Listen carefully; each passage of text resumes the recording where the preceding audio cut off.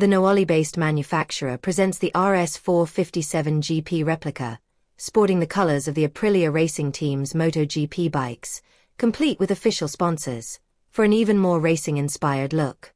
The aluminum frame, swing arm, and steering plate feature a brand new black finish, complemented by a single seat cover for the passenger seat.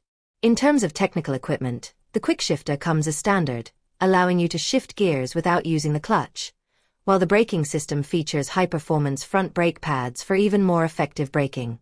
The 457 cubic centimeters twin-cylinder engine with double overhead camshafts and 4 valves per cylinder has been confirmed, capable of delivering 47.6 horsepower at 9,400 revolutions per minute and 65 newton-meters of torque at 6,400 revolutions per minute, within the limits imposed by the A2 license.